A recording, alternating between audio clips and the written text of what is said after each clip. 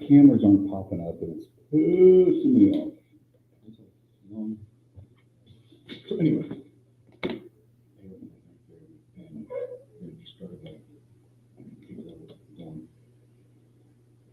Good morning and welcome to the Hodge Pack, sports, life, and everything in between. The best way to kick off your Friday, to kick off your weekend right here on 106.9, the Country Giant. Hodge, Misty, and Josh getting ready to send you into students' breakaway for Christmas break, getting you in the holiday spirit with playoff football, high school football, college football, and some playoff implications last night, playoff implications this weekend in the NFL, and just tons to cover. And so we got Hodge, again, Misty, and Josh. Everybody good this morning? Misty, got the Grinch-looking green going on? I am the Grinch, yes. No, not the Grinch, really. Oh, you just called her the Grinch. I said Grinch-colored vest. I'm more like Cindy Lou Who, okay? But yes, I am sporting the neon. Cindy Lauper? Or who's that? Cindy Lou Who. He doesn't know. Is that from the Grinch? Yes. Wait, really what? Huh? I thought you were joking. Me too. He's serious. He has no idea. I've never seen It's the little girl that, You've gets never the seen Grinch. the Grinch? That is a bold-faced lie.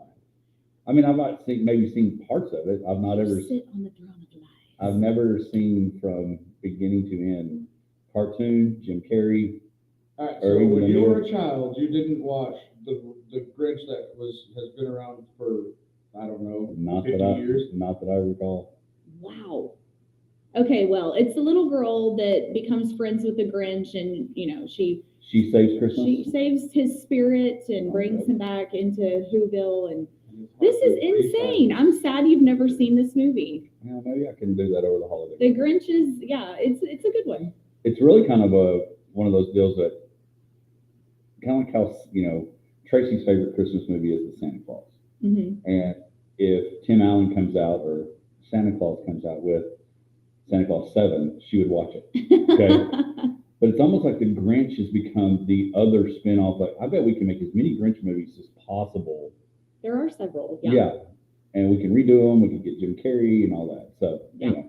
Okay, well, your homework is over the Christmas holiday. You need to watch The Grinch. Do I have to watch all the way through? Or? Yes. Okay. All right. Well, we'll see how The Paramount showed it last weekend, and we went and watched it, and it was good. Well, there's a lot of stuff going on. We'll talk some Christmas movies and stuff like that. Joining us in our 8 o'clock hour will be Brandon McCullough from Big Country Preps. He has been down on a couple of days at Arlington. Again, State High School Football Championships happening this week. Interesting, Josh and Misty, of course, as the Ranger fan that Josh really is, and we are. So used to, you would go to Bally's and watch the state championship games. Fox Sports Southwest. Yes, that's a very better point. That Yeah. It was first that, and then now through the Bally's, and now it's at FanDuel, which is ironic that it's a daily sporting Sports betting site. for high school kids now. Yeah. Not for high school kids to bet, but that's where the site is. Maybe they do.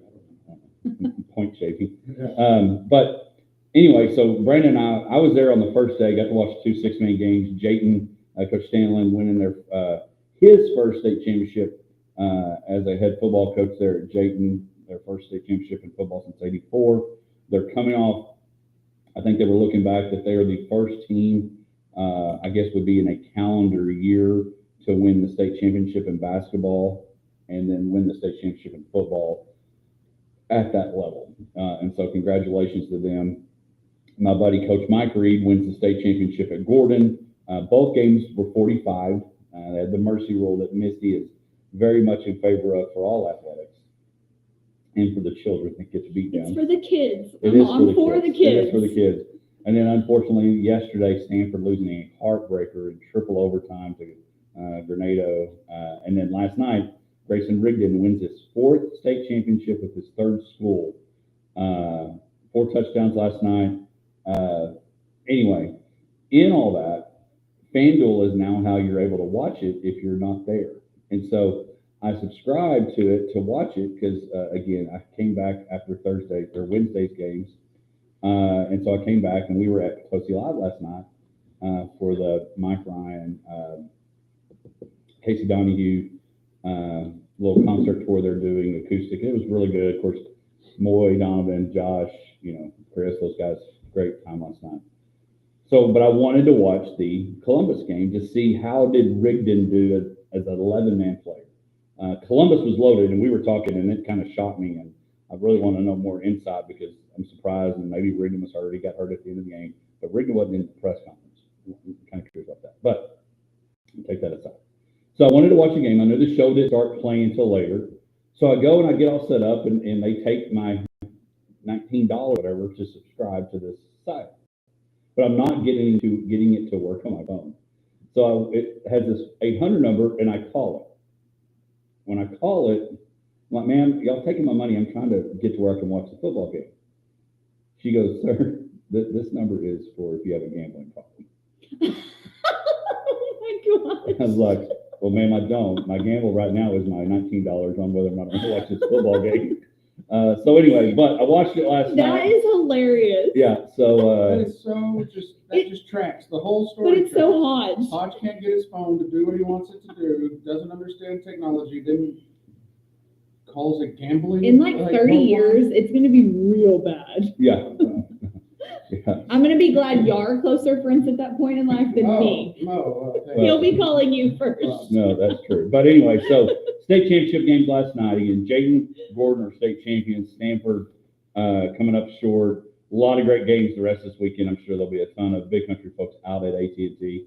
But if you can, go find a place. Mulligan's, find a place to watch those games if you so do so. Let's dive into our Lawrence Hall headline report. Last night, Thursday night football, 34-27, Chargers win. Which of these two head coaches are you shocked are 9-6? Sean Payton or Jim Harbaugh? Neither. Yeah. Right. But if I had to choose, I'd say Peyton maybe with the Well, team, yes, with his I mean, team. the Broncos had a harder road. Yeah. Because the Chargers have been one of those teams that people have thought were kind of decent for a while, and they never really could get it going. So. And how about my guy McConkey that I was talking about at the beginning of the season? Everybody was giving me crap for, like, who's this guy? He's not going to do anything. He's actually had a decent season. So, yeah. I mean, just have to put that out there for all the haters that were like, who's McConkey? So he's been doing pretty good. Well, I'm going to go on the edge. I do agree that it's got to be Sean Payton because, everybody knew that, felt like that Coach, Stanley was, not doing a good job with Justin Herbert, who we thought was a transitional, huge talent, generational talent. And then you've got Sean Payton, who gets rid of a Super Bowl winning quarterback who decides, hey, I'm going to see what I can do with this rookie Bo Nix. And Bo Nix played a lot of football in college, so he's not like the quarterback. Well, the other one had too. But so seeing what they're doing is pretty impressive.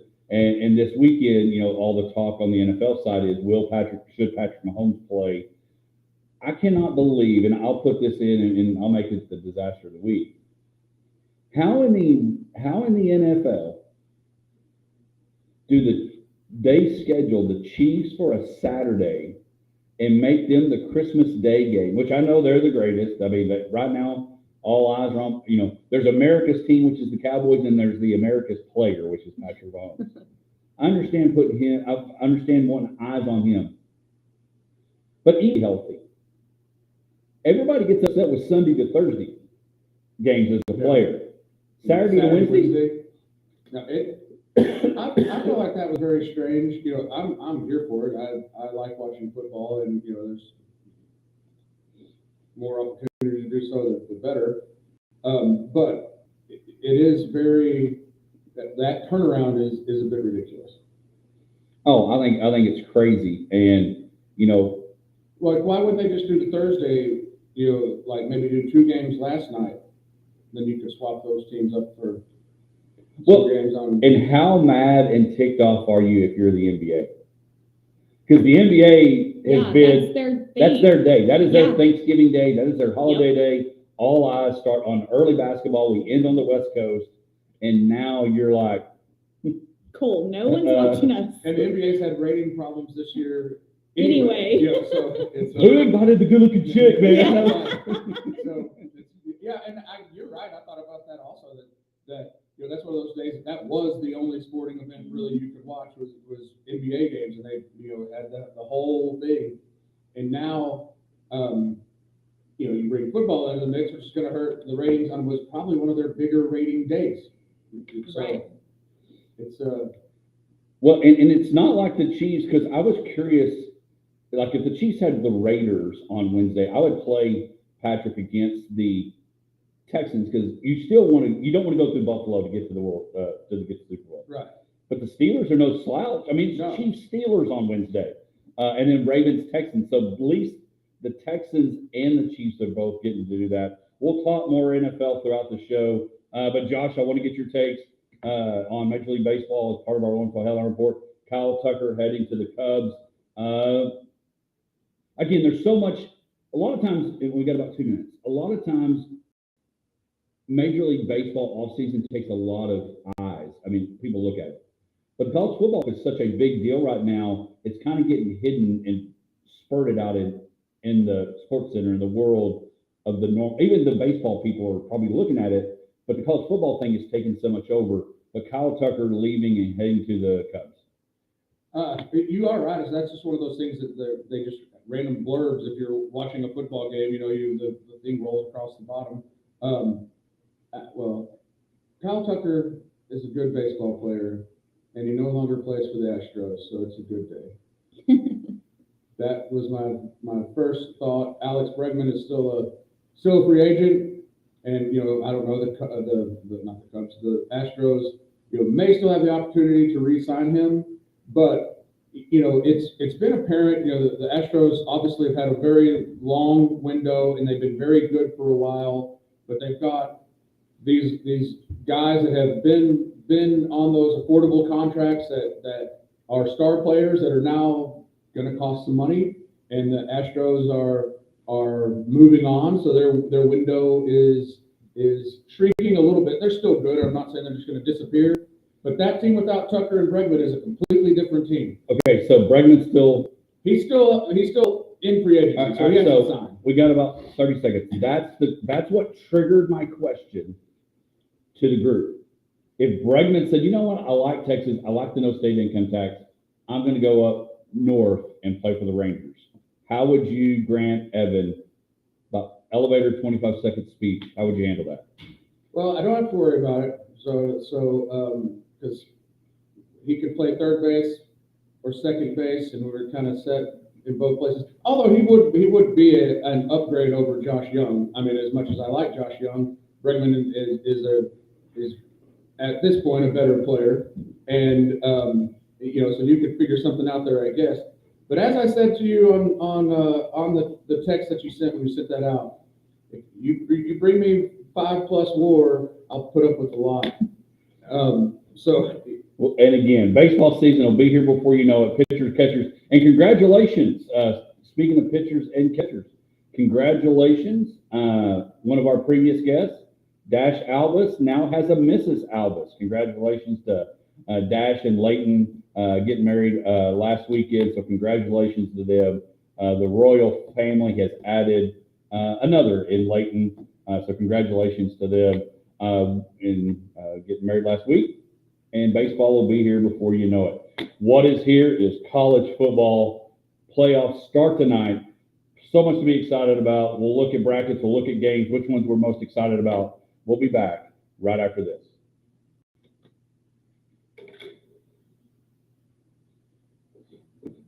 All those are good to have. All right, so when do you need to leave? 8. Okay. Meeting's 8:15. Okay.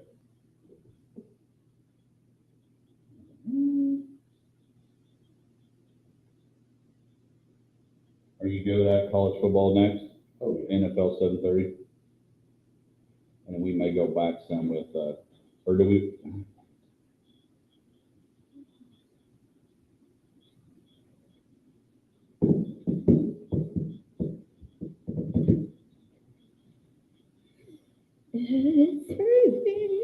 I'm warming up now. You want this hoodie? Blanket? Yeah, next time. Yeah, do you have a Snuggie back there? Might mess up your hair, though. Yeah. No, I'm good. It's snuggy. I'll just suffer. I mean, you can make this a blanket. A plush You want it. poncho. Oh yeah, I'll just put it on my legs. You can make this a blanket. It's magic. Yes. Blanket me. Here we go. Yeah, that's nice. Okay, so our cameras are not on, right? Supposedly, unless it's a secret. I mean, yeah, because this one time I recall, I didn't realize the cameras were on, and I went all in on the burrito and got really embarrassed. I'm gonna text that to people watching. Hey, those that are watching, can y'all see Misty or Josh? I've got cameras plugged in, I've added them. Can you see them? The little light is red. Is your light red? Yeah, it's powered on. Yeah. I don't know if that matters. I thought it was normally It has green. to have power. Well, I mean, it has to have power, but it can be on without being shown. I thought it Camera. was normally green. I'm totally fine with not being on camera. So. Because normally I have both of you in my face. Lucky you.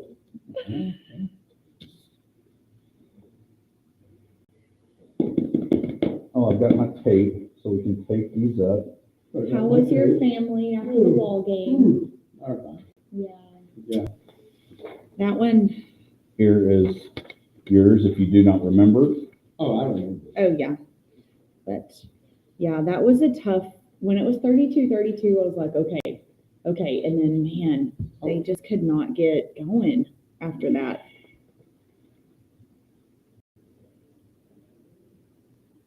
All right, so they only can see. Oh, it's green now. Oh, it is green now. So I bet it's going to come on. But you can only see me. Well, the light just came on. Yeah, maybe it'll take a minute. But, yeah, the green light was not on, and now it is. There should be 3 boxes.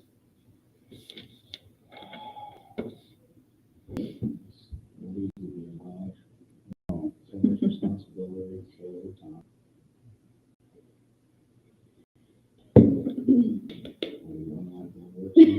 I know, right?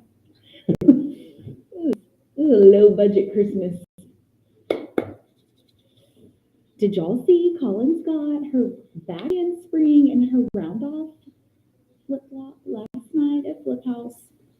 She can on Facebook? she can tumble. Yes, I'm so proud. She's been in her head for like 4 weeks. I'm like, Colin, you don't need a spot. Like, you can do it. But she's been so scared. Yeah. And last night, her were like, come on, like really like pushing her and like they were being so good. And she got it.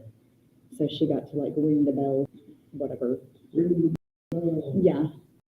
So I'm excited because that's been her little goal. Good. So now we can start working on perfecting the form because, you know, a little sloppy, but she got them over. That's really good. But yeah, I was so excited for her.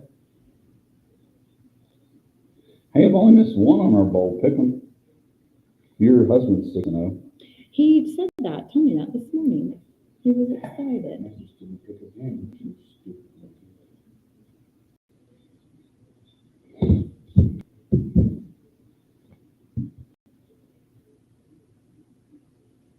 I don't even know what I am. I haven't even looked.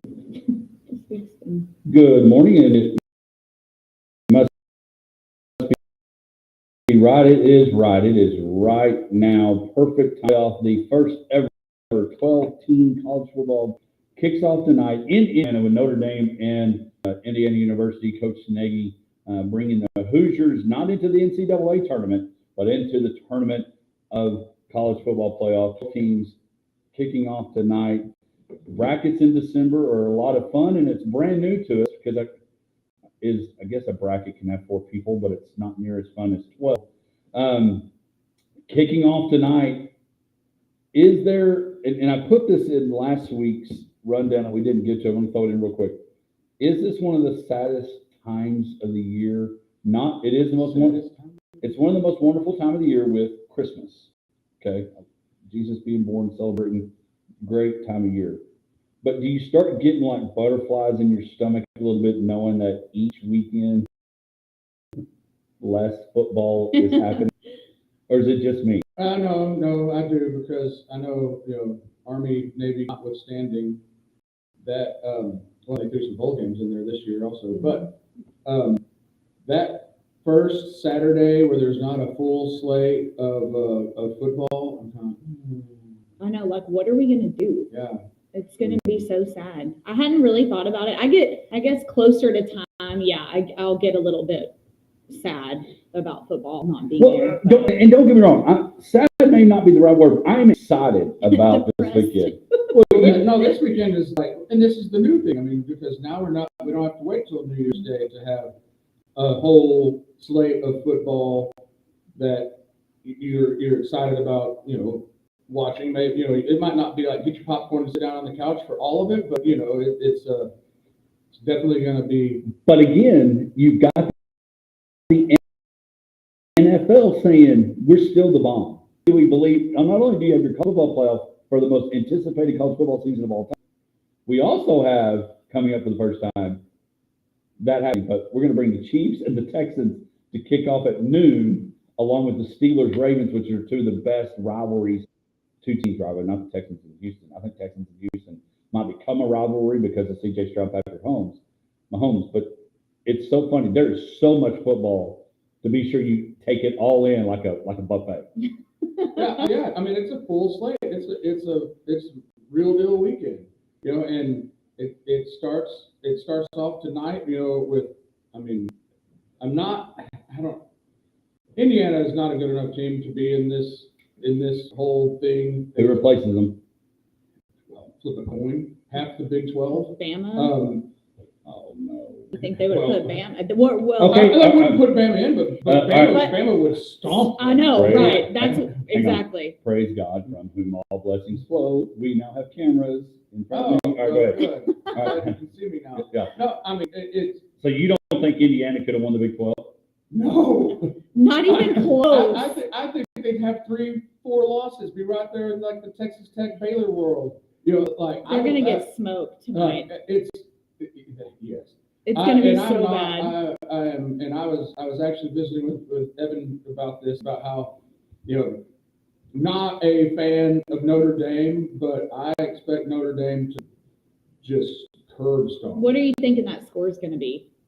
Well, the line's what Notre Dame 9.5. Is that what it is? I need to. It's something like that. And I think they'll probably double it. I do not expect this to be much of a football game. 7. Okay. What's the score of this game tonight? I think it's going to be closer than you think. I think they're going to be closer than you think. I think now, again, looking at the brackets, you can check. I've got Notre Dame winning the whole thing, Which is also false. but I think It's okay. I think it's one of the most anticipated. You got an in-state rivalry. I think it's. I think this game's going to be 34-24 Notre Dame. Is a 10-point loss a blowout to you, Josh, in that one? No, I mean that's not a blowout, but I would not be surprised if it was 35-10. Just like when and you can say what say what you do about like the flow of the game and when they got beat by Ohio State.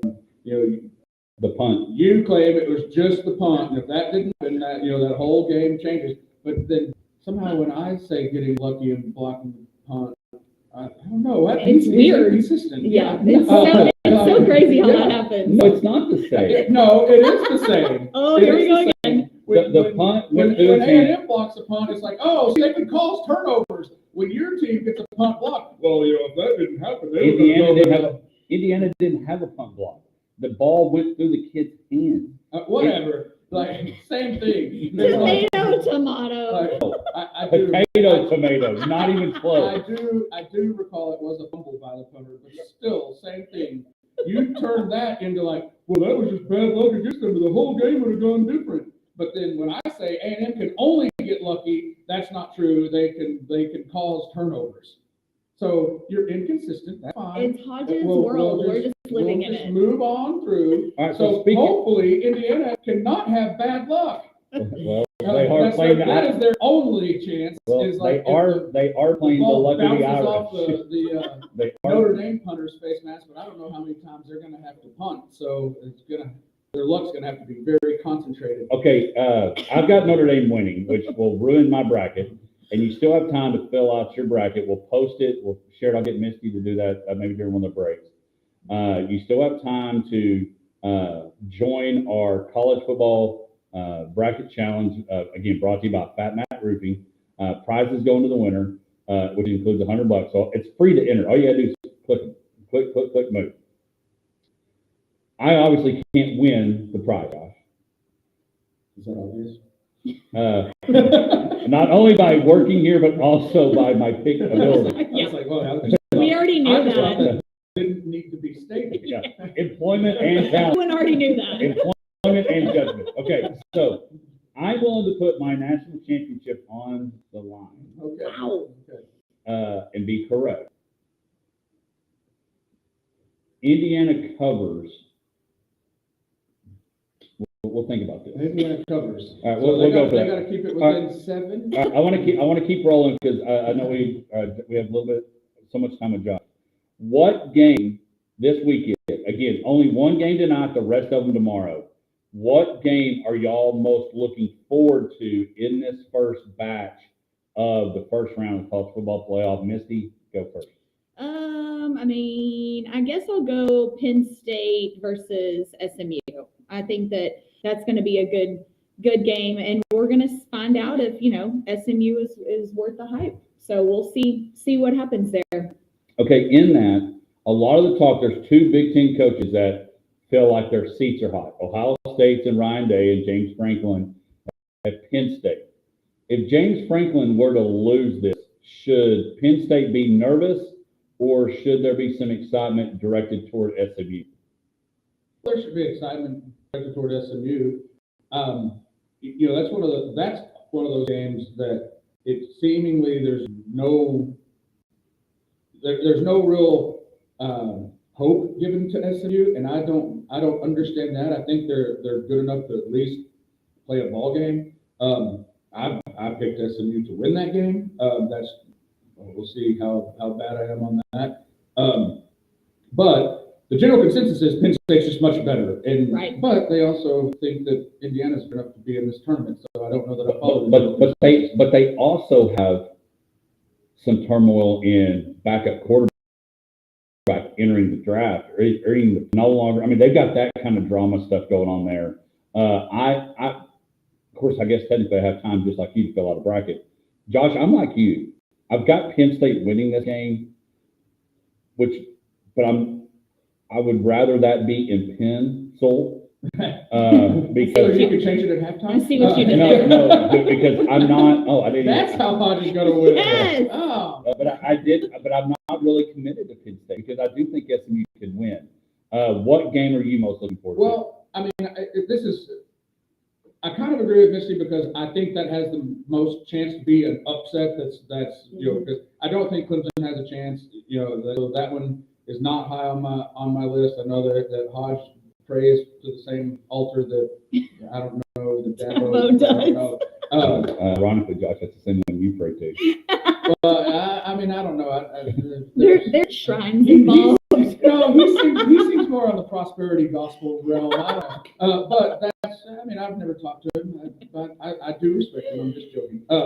But Tennessee, Ohio State is the game that I do think that Ohio State, Ryan Day does have a future problem if he goes out in the first round. If you go back to back, you lose home game to Michigan, which to me, I think that one. They lost to Oregon, which was close, and they lost to Michigan, which was not. I mean, it was close, but still. That seat may be warm, and I wonder if the Bears wouldn't try to go get him. That would not surprise me. Possibly. But then you get the whole you're a failed college coach, so why do you? I don't know, but he's not a failure. No, there's just extremely high expectations. expectations. Yes. And I don't expect Tennessee to win that game. I think there's a little bit of helium in Tennessee. But that is one of those games. That is the one game on my pick that you said the pencil. I have Ohio State. I did write it in pen because I'm not a cheater, Hodge. But it's not a cheater. It's not official till the kickoff happens tonight. I have time. I guess you're right. It has not locked yet.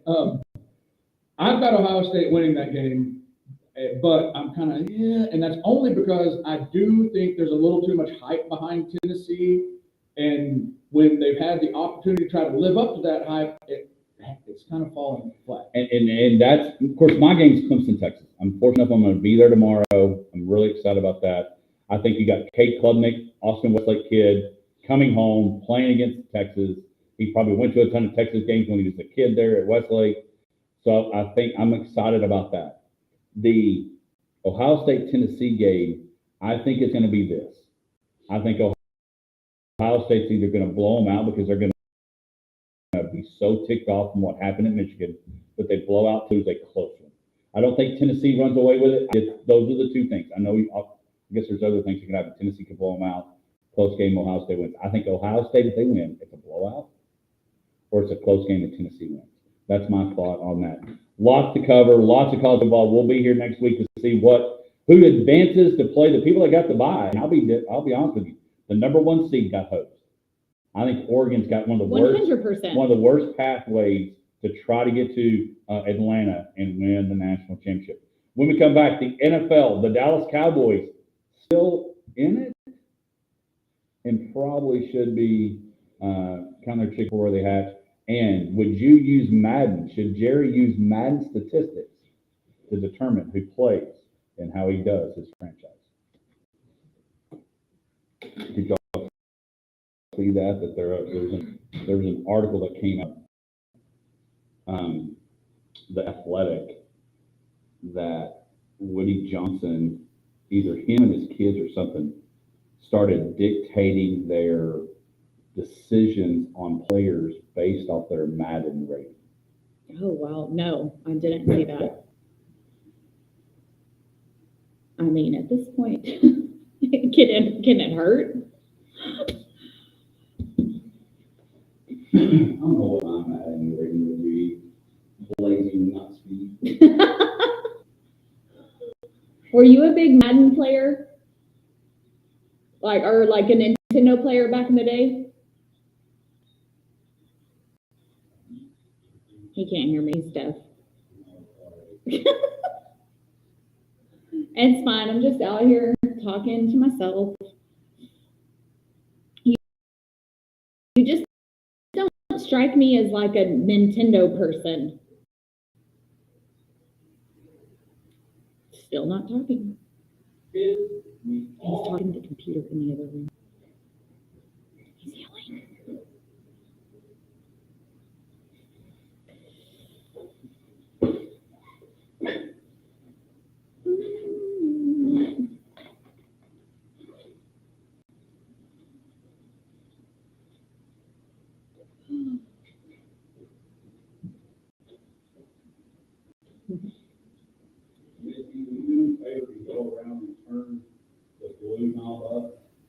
The blue knob. The blue knob. Ugh. Oh my gosh. What's the problem? This part's my fault. Blue knob. No, we're not recording. Which blue knob? On the board right here? Three of them. Green. Got it. We didn't. The blue's on. We don't have it recording.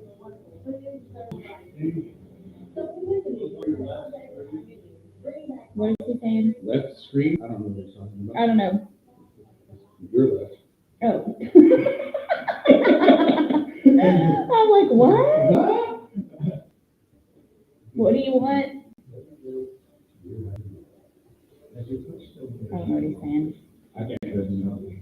Yeah. This is, well, he's taller than me, so maybe he's like really up here. Because I'm like, this is not a good angle for me, so I'm going back around. Hodge, I really love hoodies too. I don't know if you know how much I love hoodies.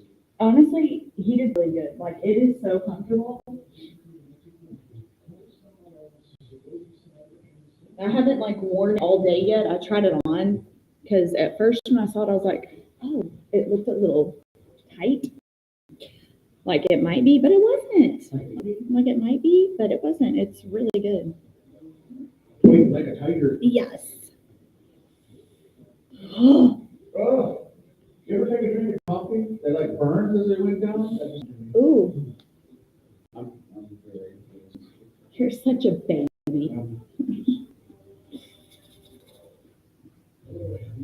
Oh. Oh, this little Mall Walker looks cute. She has Christmas pants on.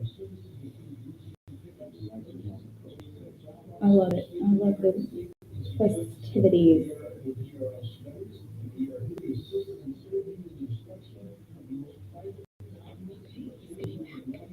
Shh. Start hiring.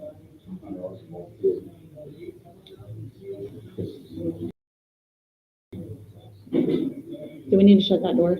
Probably, yeah.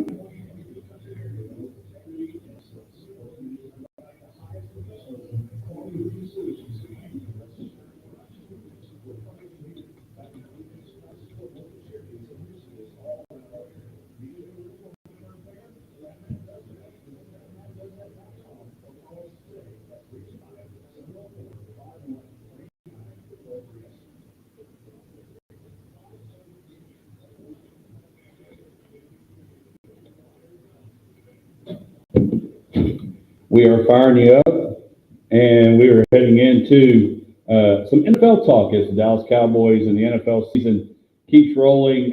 Josh Allen doing some great things and doing like video game like things happening. But again, want to remind folks our headline report: state champions crown, Jayton winning, and Gordon.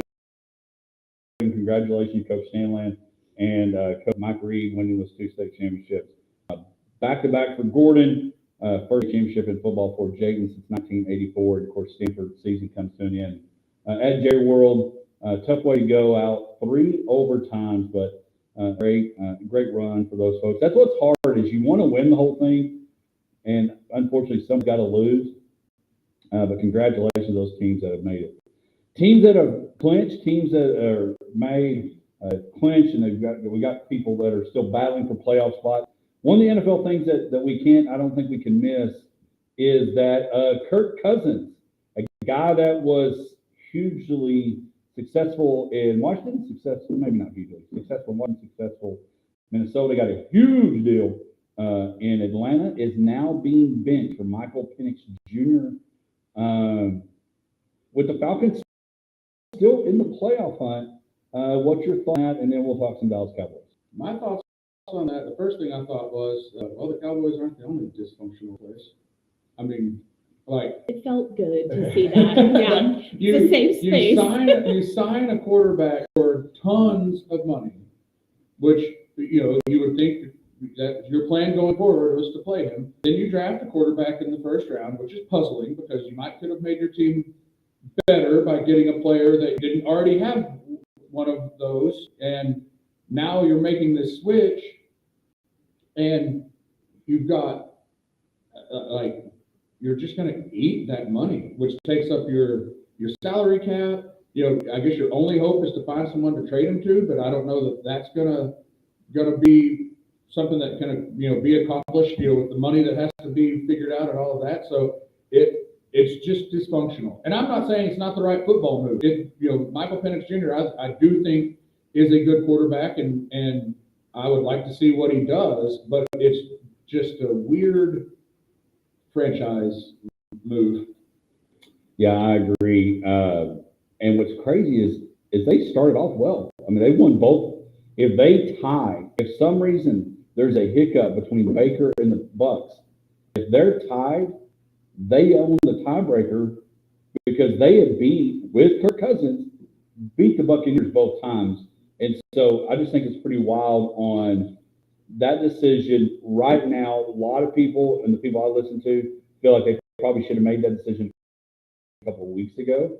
But 3 in the playoff hunt, and I guess you can go with this. Michael Penix Jr. was in the college football playoff last year, so he's used to playing some type of NFL playoff football. So interesting there. Dallas Cowboys last week get a win over the bit of a blowout.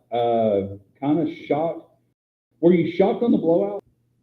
No, not really. I mean, the Cowboys defense has started to play pretty well, you know, and as much as Cooper Rush has the just next worldly ability to sack himself at least once a game, which that streak has continued every game that he has started.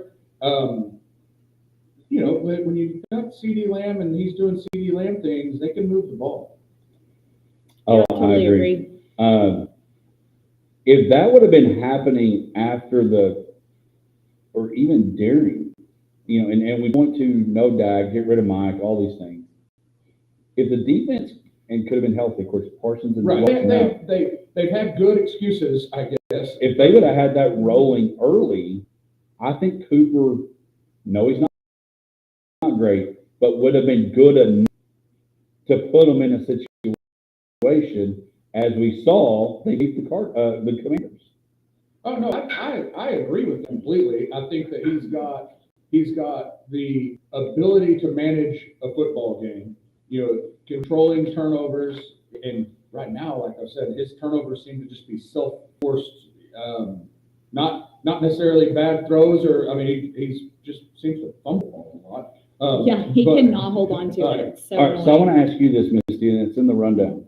As a Cowboys fan, does this give you hope for now, future, or just frustration that we're seeing it too late? Frustration. I continue to be frustrated with the entire franchise of the Dallas Cowboys. So, but what? Because we're assuming, even though there's not an E next to our name in the standing slots on ESPN or in the NFC East.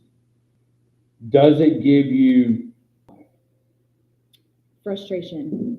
Because I'm like, we're not doing anything but putting ourselves in a worse position. Let's get a better draft pick. Like, what are we doing all of a sudden? And I mean, it's not I'm surprised they won against the Panthers. So this is not going to continue on. I mean, look at the schedule. Who do we still play again? I mean, we're going to get throttled. So well, you've got 3 quality teams to end this season. Right. And I'm going to tell you, if they go 2-1, now I think the Eagles are going to probably have something to play for, whether it's the first round bye. They've got the division, so they're going to host the first round. If you win 2 of those 3, I'm going to tell you a decision people aren't going to like to hear. If you win 2 of those 3. And I think if you even play close and go 0-3, the get rid of Mike McCarthy people are going to have a lot less reason, a lot less evidence. If they finish with 8 wins, I could see there being at least an excuse to keep Mike McCarthy on board. There's no moral victory if they finish, you know, at 6-11. I don't think that's you got really close against the Eagles. Good job. Yeah, that's not good enough for America's team. Okay, so we'll start our take it or trash it. I'll throw this out. Regardless, I'll say this, take it or trash it, Mike McCarthy should be the coach for the Cowboys in 2025. You already know, trash it. I do not want him to be the coach moving forward, like at all.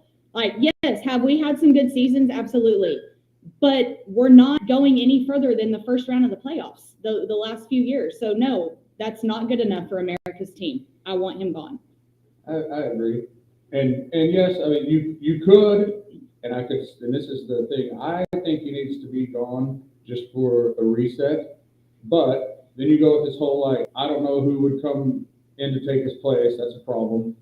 Jerry Jones has had a historically long leash with coaches, that especially ones that I guess do the things the way that he wants them done, which I hear a lot of talk this year, and I don't know how much of it is true or just rumor, that playing time decisions and things were based on what Jerry Jones wanted, not necessarily what the coaching staff wanted and things like that. But if he's doing all of that, I could see Jerry Jones bringing him back. Yeah, he probably will. I mean, he probably will. I mean, yeah, But- Jerry's definitely running the show, and it's just all about the business. But yeah, it's just frustrating, and I just still go back to when we lost so poorly to the Packers. It was like, oh my gosh, like that. I still have heartache over that game. Like the way we lost was just mind-boggling. And I think that it overflowed to the Saints loss. God, it was terrible. When they got blown out. You know, it just up until last week they hadn't won a game in Cowboy Stadium, Right. or AT&T. I mean, there's a lot more high school kids that have won games there, you know, in the last 12 months than they have. What's your thoughts? I bring him back. I mean, I would go back to, I don't know who you're coming to go. I don't know who you're going to go get. Would a guy like Ben Johnson come and not have to worry about developing a rookie quarterback? We're seeing him. Jared Goff is not a rookie quarterback. Jared Goff was the #1 draft pick a few years ago, led the Rams to the Super Bowl. And so might be a guy. Regardless of the outcome of the next 3 games, bring him back. That's what you're saying? Yeah. Okay. So moving into that, take it or trash it, Lions, are they on their way down because of the injuries that they have, or can they still make a Super Bowl? I say no. Take it or trash it, Josh. I'll take that. I think that it's piling up, which is sad because they were a good story, and you know, but and also sad that the Eagles, despite all their apparent dysfunction in the locker room and team fighting and everything else, still seem to be really good. Yeah. And I don't like to say that.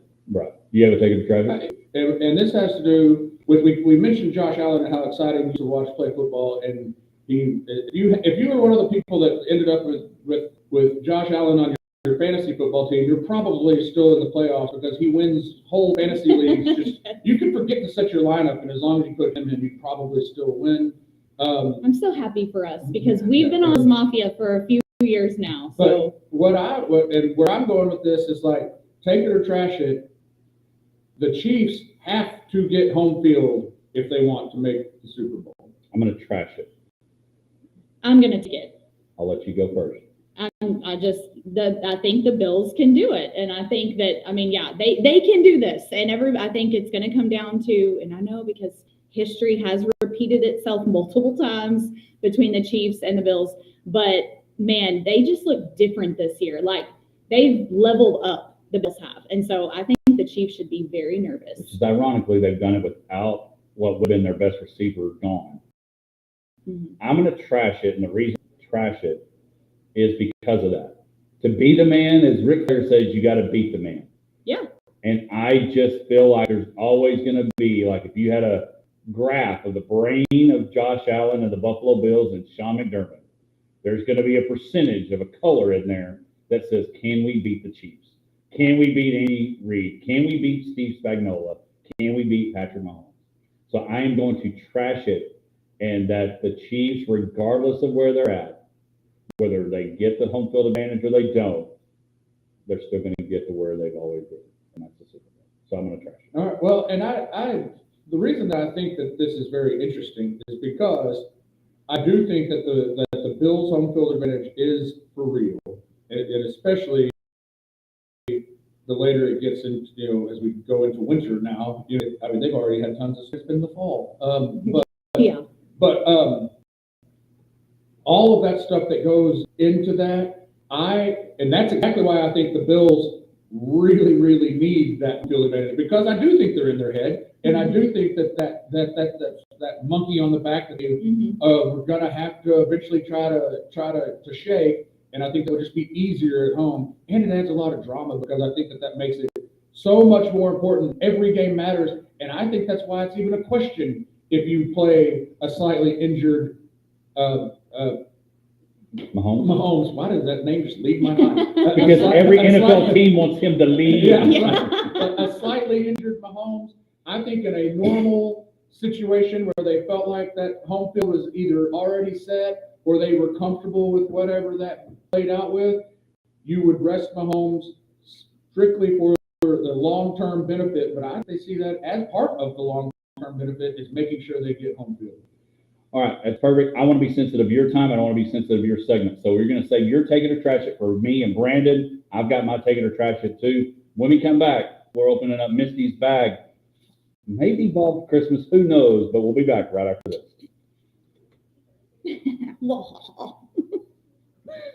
How are you? Good. How are you? Good. I I will. can't believe you never sent me a rundown. Oh, because He literally, what's your email so I can send you a rundown? Give that rundown to Brandon. Oh, yeah, use mine. I'm about done. Yeah.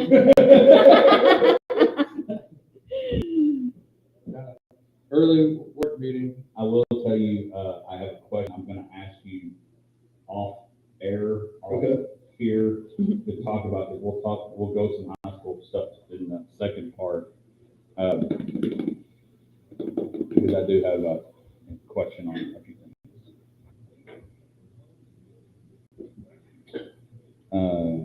Excited. I know you won't be here. I'm glad you're going to be here at 8:30. That Darian Pacheco or Poncho, Howdy Darren Media. Pacheco. Yes, is Yes. going to come and give some. He is such a nice guy. He used to be. Oh, it was redoing the studio? Well, just said, look, how can we make this not this? I mean, it's fine, but how can we make the other view? And a little bit, crispier. I'm like high and tight on this, not fuzzy and like tired. Maybe I just. Like, please make me look like I have a Snapchat filter. That's what I'm gonna ask Darren. I like how you're the one worried about it. Yeah, if you could just Right. like put a filter on me, that'd be great. Maybe some sparkles. Oh yeah, that'd be really fun. That would be really, really fun. Yeah, Darren, I met Darren, so he was, I don't know if he's still a realtor, but he was, a few years ago, he got into real estate, so, okay. It is time for Misty's Bag, brought to you by Mulligan's, and to check out what's in the bag. Okay, so I've got to announce this. So remember a couple of weeks ago, I told you guys that Mulligan's was opening on Thanksgiving Day that afternoon. Well, it went very, very well. So they're going to run it back. They are opening for the first time ever on Christmas Day at 4:00. So same thing as Thanksgiving. When you get a little tired of the family, head on out to 1166 Ben Ritchie Drive. They're going to be serving appetizers only from the kitchen. So they'll be posting about it later on social media today, but we are announcing it first this morning. So again, 4 p.m., get on out to Mulligan's. Okay. Today is going to be a little Christmas-ation. Shocker. So this one is gonna be like all over the place. I'm just gonna go ahead and warn y'all. That's not normal. So we're going to do a rapid fire, finish the Christmas lyric. Ooh. So I'm going to start the song and y'all are in competition. So you need to blurt it out. Feel free to sing it There's out. no buzzer? You could whatever. Oh, okay. Yeah, I don't have a little bell. Yeah. Don't break the stage. Yeah. So we're gonna start there. So I'm just gonna start with this one. Come, they told me. Bum, bum, bum, bum. Yes. Well, first of all, y'all were saying it's rum and Oh, pum. rum, pum, pum. Yeah, there you go. Bam. I think Hodge said bum, bum, bum, bum. That's how he sings. It's not his fault. Okay, there's no place. Like Home for the Holidays. Wow. Okay, yes, he's keeping score. Santa baby.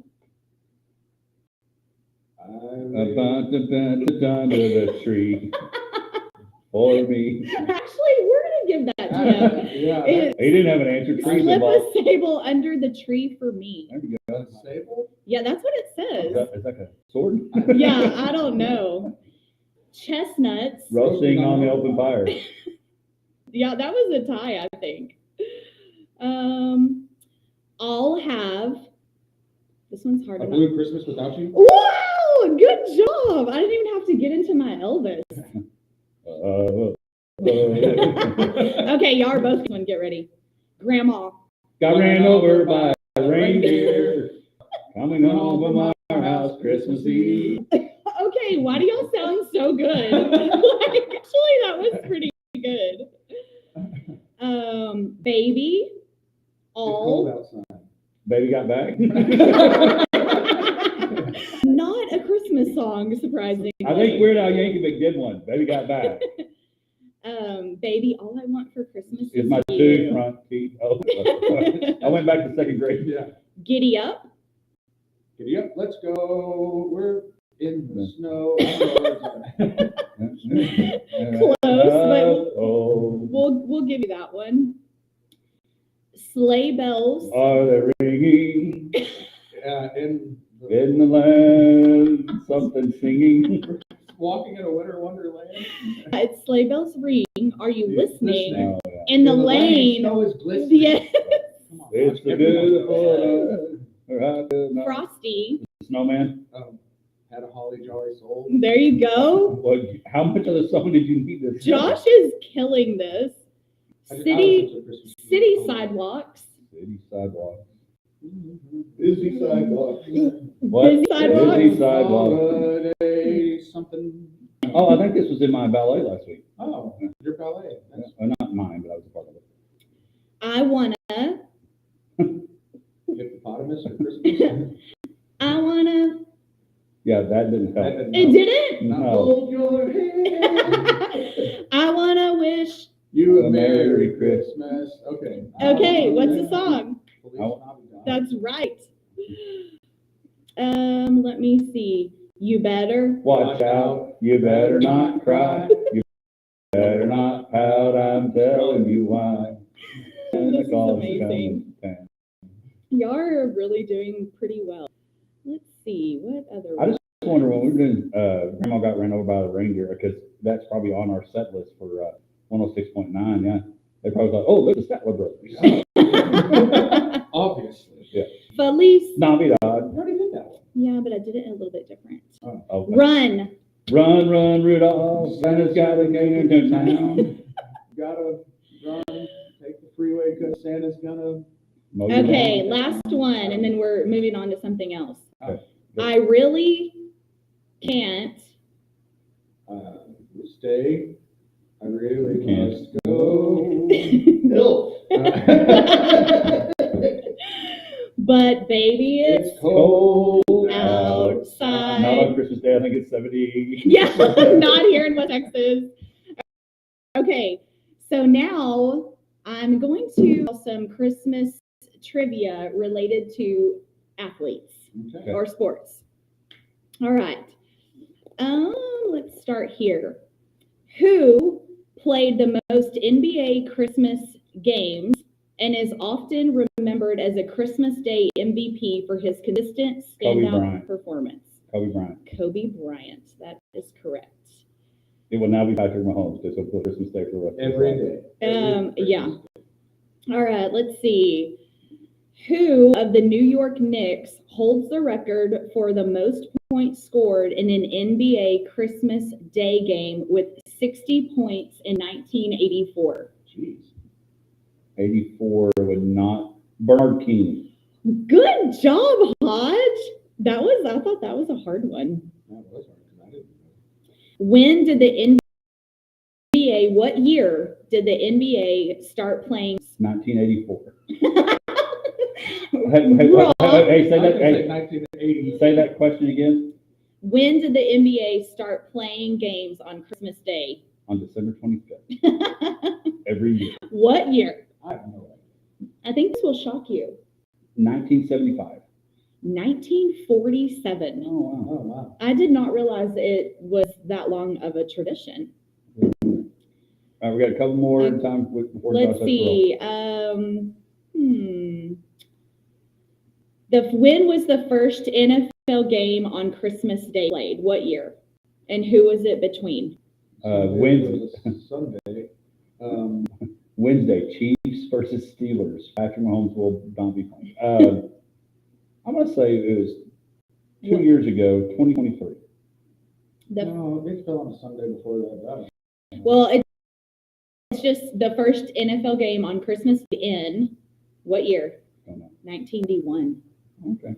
Between what two teams? I'm going to say the Cowboys and You have a guess? The Dolphins and the Chiefs. And it actually went into double overtime.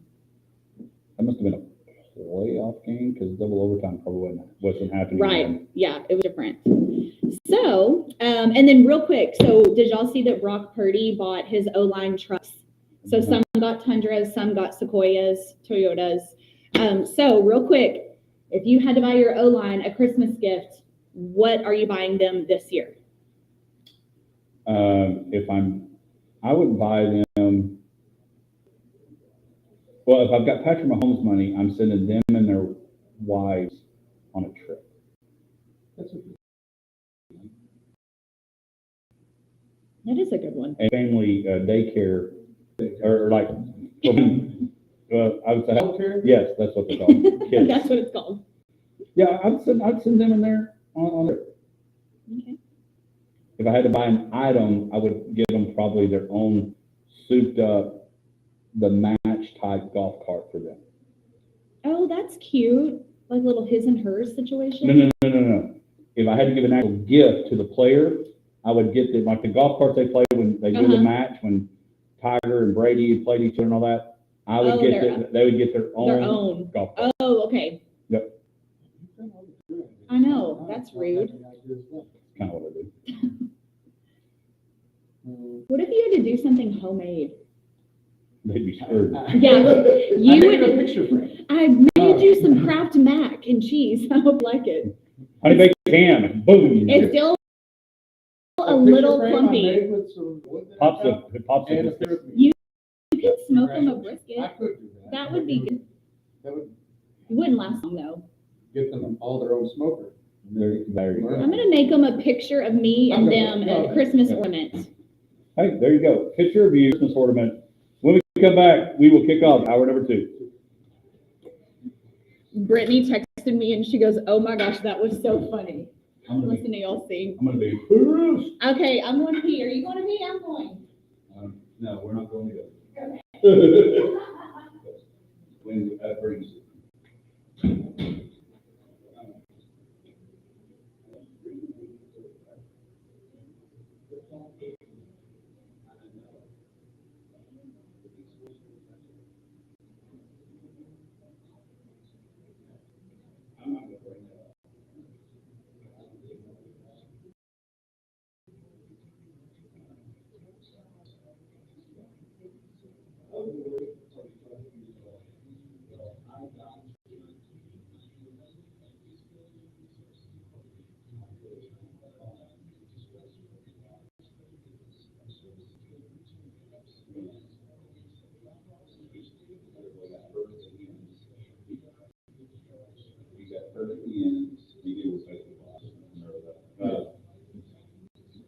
he got hurt.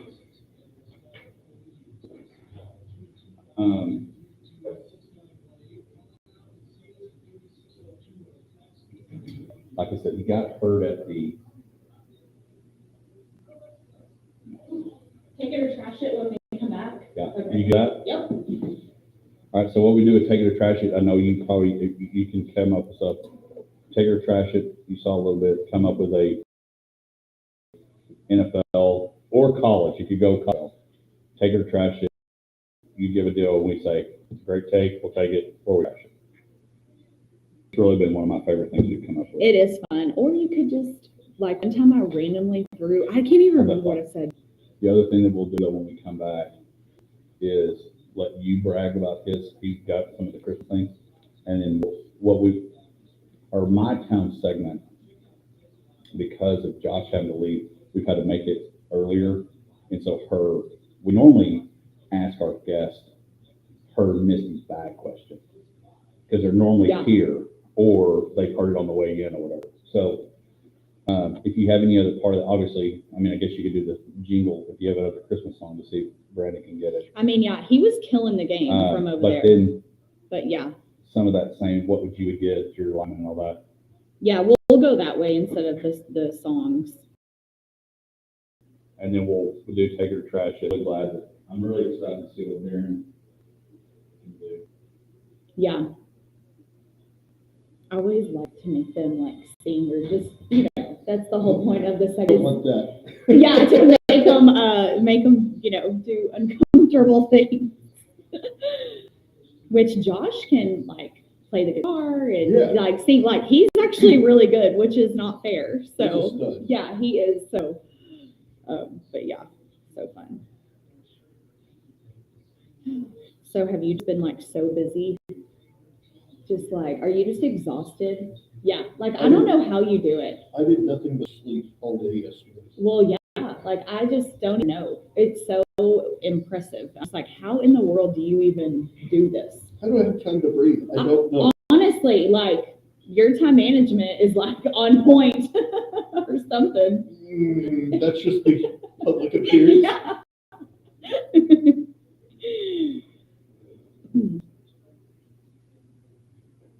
Yeah, I'm like, wow, I do not know how y'all do it.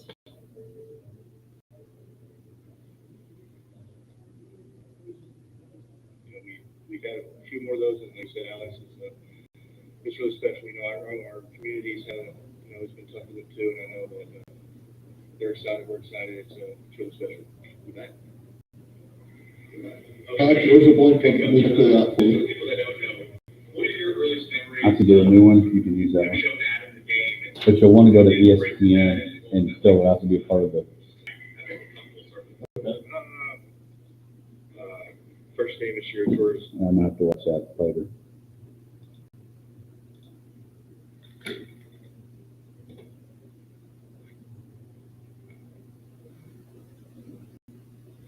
Best way to from Big Country Preps.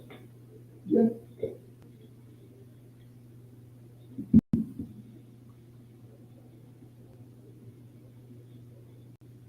Would you put that link? I'll copy and send it to you. Next commercial break. Okay, sounds good. It's CMT with the Hodge Pack, right? On ESPN. Yeah. The bracket, yeah.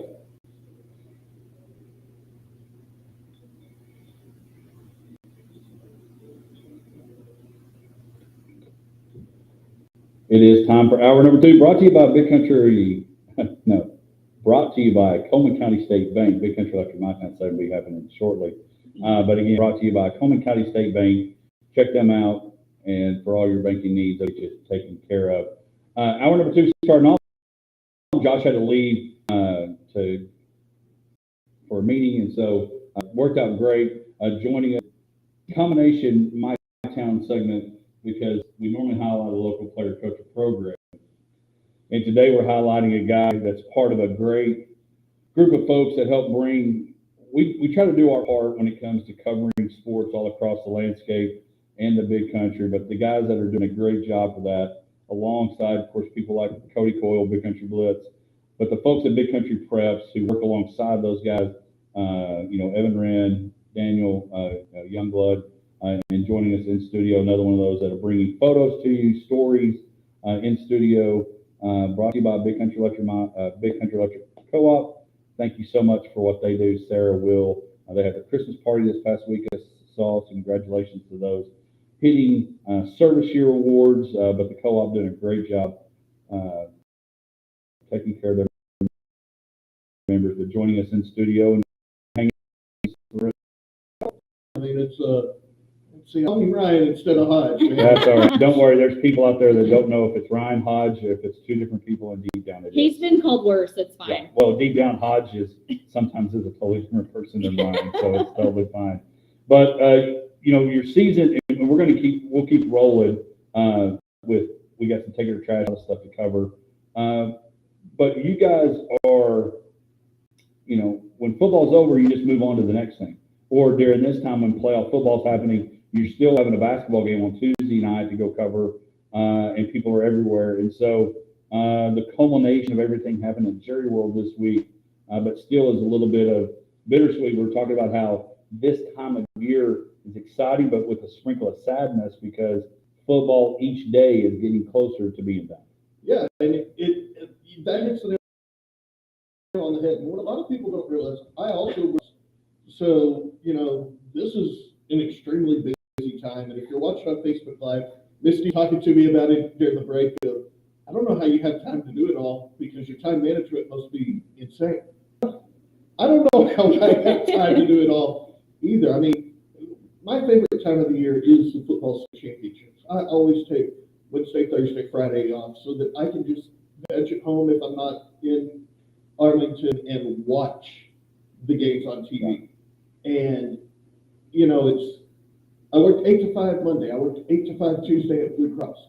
I got off on Tuesday, went to Abilene High, covered Abilene High girls beating Stephenville 44-42, followed by Abilene High boys beating Wall by 30 points-ish.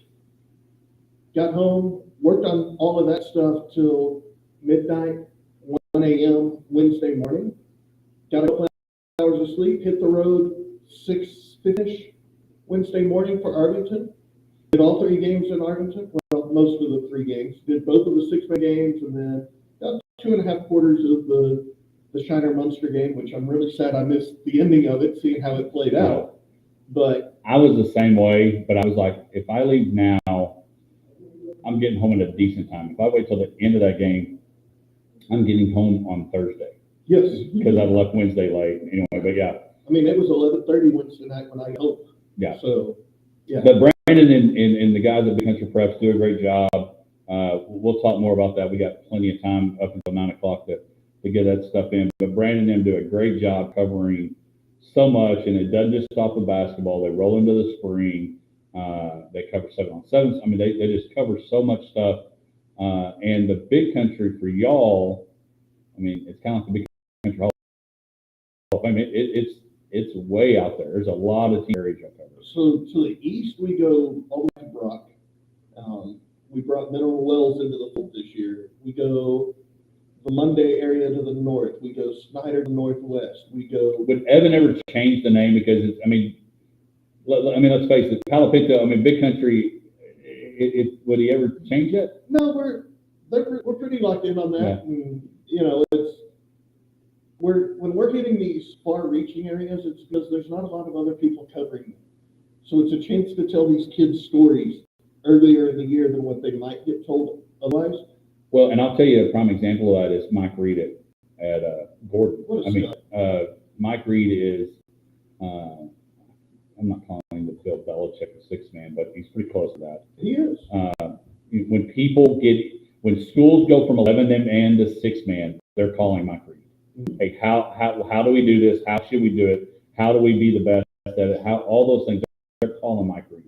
And Coach Reed, I call him Butter, actually reached out to me saying, hey, do you think we can get some coverage from the TV side of getting these kids' stories told? So I think it's great. It's kind of like the Abilene basketball chapter. We go out to Lone and Lingleville and all that because a lot of people aren't covering these small towns, officiating wise, but even telling their stories. And you don't want to have something tragic or over amazing have to happen for these kids' stories to be told. I mean, Hermley had to have a monument thing that blew up to put focus on how good these softball girls are. And they were good anyway, but it took a monument, weird story to start getting their story told. But anyway, but y'all do a really great job of covering everything. And so we appreciate it. Again, Brandon's going to hang out with us for the rest of the time. I always like them when we do this because it really does feel like when you watch it get up or you watch those and you have people fill in like, hey, you got time to stick around? Like, yeah, sure. So Yeah, the hard part is now I'm going to turn it over to Missy and let you be a part of Missy Back. Okay, well, I just have to compliment you because you were killing the Christmas jingle jam a while ago. So kudos to you. That's only because my wife makes me listen to Christmas. Well, then, kudos to your wife because yeah, you were slaying the game. How early? Yeah, how early do you start listening to Christmas music? I refuse to let her do anything Christmas until Black Friday. Okay, that seems, yeah, pretty standard. Thanksgiving is the greatest holiday of the year. I don't care what anybody else says. I will die on that hill. I love it. Okay, so you heard me ask the guys and explain how Brock Purdy just bought his O-line. You know, some got Toyota Tundras, some got Sequoias. So if you had to purchase a Christmas gift this year, what are you getting? And then if you had to make them something homemade too. So what are you making? I'm gonna buy them a membership to Taylor Electric Co-op just so that That's amazing. so that Hodge can deal with them on a regular basis. I appreciate that. Yeah. Oh gosh. Yeah. Oh, there you go.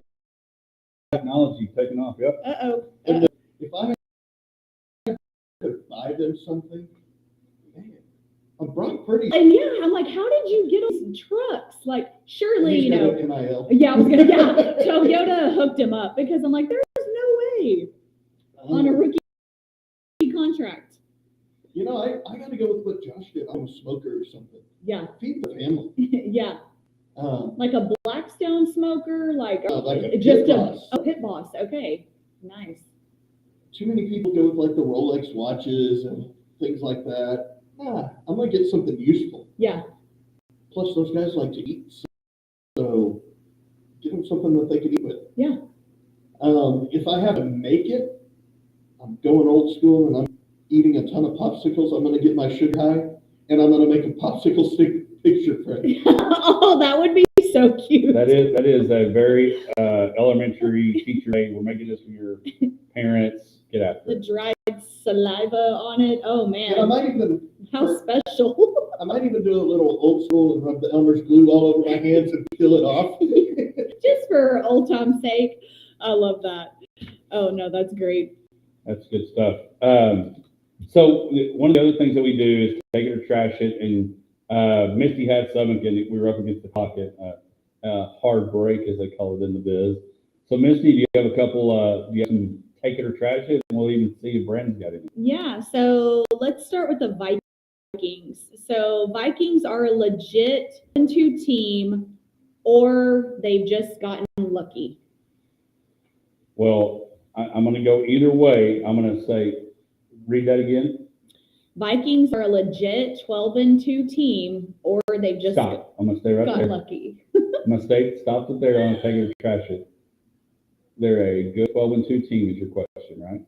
Yeah, legit. I'm going to take it. I think, and I wanted to tie it back to Kirk Cousins and the pressure of Raheem Morris. I'm going to take it. I think and they've got what I don't know if you want to call it luck or just circumstances, but the situation that we have going on in Detroit opens up the doors for Minnesota. And I think Minnesota has a chance. I think they're a good enough team. They're going to be playing possibly for the number 1 seed up until the last. Sam Darnold is playing the first round draft pick people thought. And I think common. You look at the success Kirk Cousins had with Kevin, and now he's gone. You make the change. So yes, I'm taking it. And I also think there's some pressure on Raheem Morris. If Penix doesn't play well, if Kirk Cousins obviously didn't finish, so they made the change, I could see Raheem Morris not being brought back and somebody trying to find, you know, we need somebody that can take care of these quarterbacks. Because we're seeing that in Minnesota with whoever Kevin O'Connell's had, Kirk Cousins, now Sam Darnold. Yes, he's loaded. He's got JJ, Justin Jefferson, and he's got some great weapons. But yes, I am taking it. They are a legit 12-2 team. I'm going to take it also because I look at the division as a whole.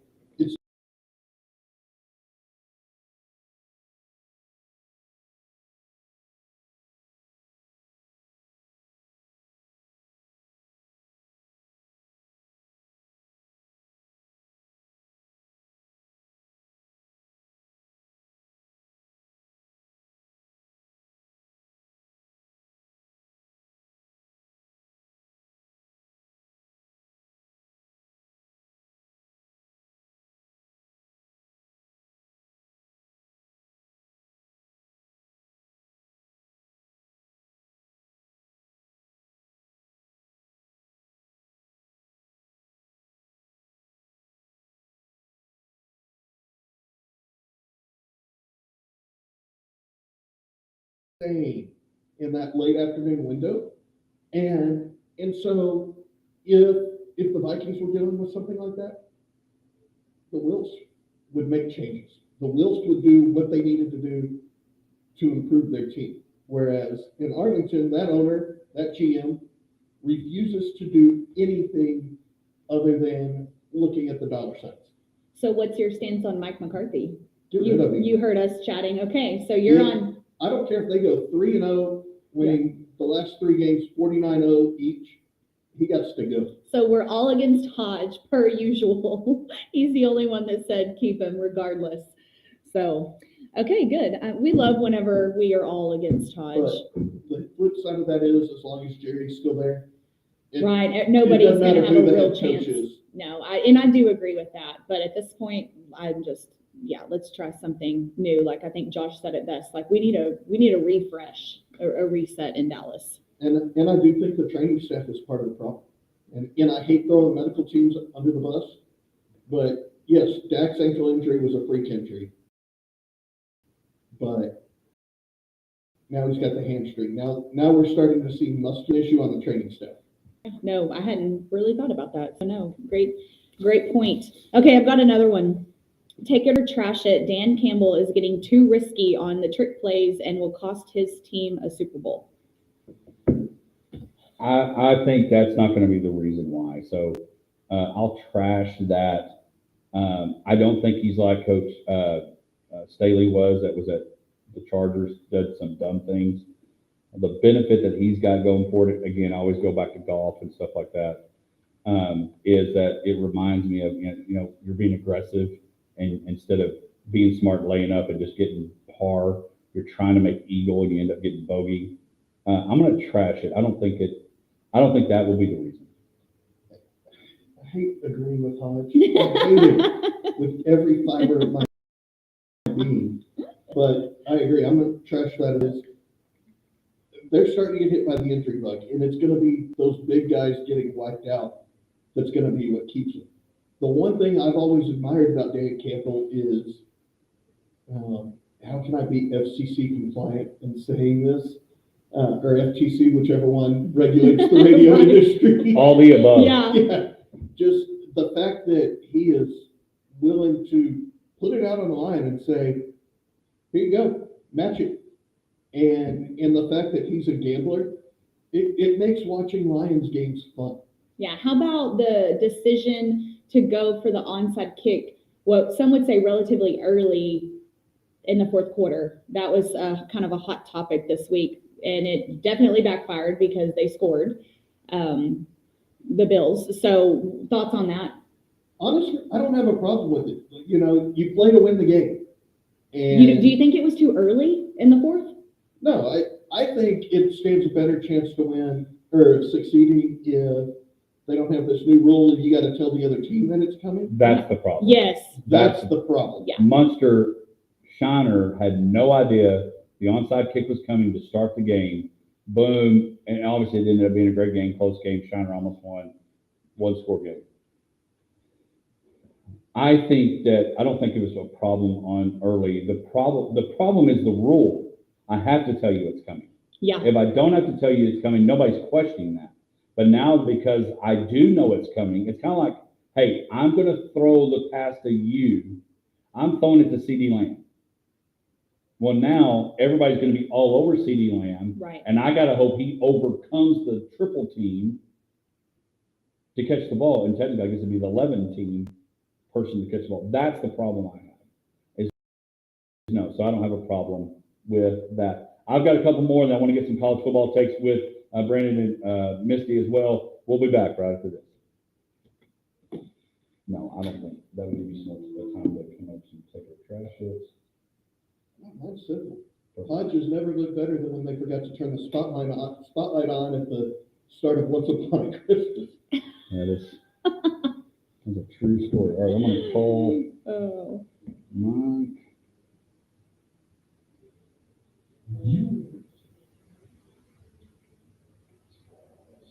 I don't know what happened when production went down. Can crash it down. No people watching.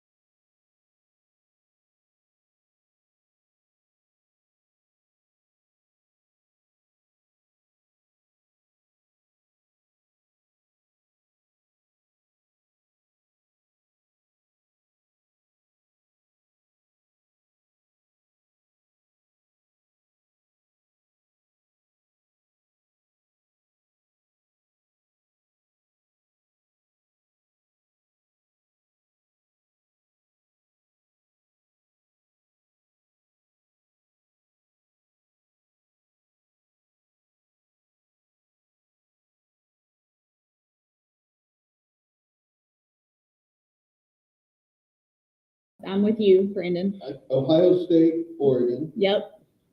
SMU. I've got SMU to the semis. Okay, I've got Penn, and then Penn and Boise, and then I've got Boise beating Penn that game. SMU's going to beat Penn State. We'll see. They're only expecting like 72 or 73,000. Wow. Yeah, we'll see. It's gonna be good. That's I'm excited about that All right, game. how do I get them on? This is wearing me out. And then I Notre got about Dame, Indiana. 3 commercials. Who do you have in that one? Notre Dame, Yeah. especially in that weather. And then Georgia, Yeah. So I've got Georgia and Boise. Well, we had You've a got Georgia issue. We and who? bumped the Oregon. computer somehow and it Or fell. like here. Oh, But Okay. it had nothing to do with that. But I got Georgia. SMU. even Okay, before yeah, it wouldn't so I've got work. Boise. So we're only off one game. I mean, it's Penn or SMU. Mhm.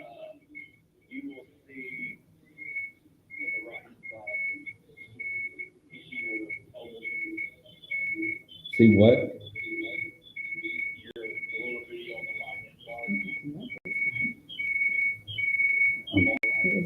You got something on your phone going on? Something's beeping.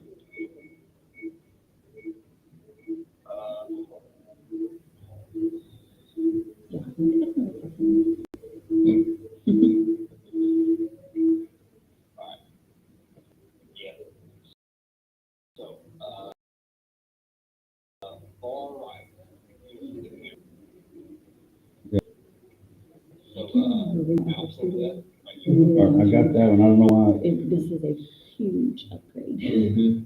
Like night and day. Like it's like we You don't started have to from yell, yeah. and you get to sit, Yes, it's nice. but you still have to look at the lodge.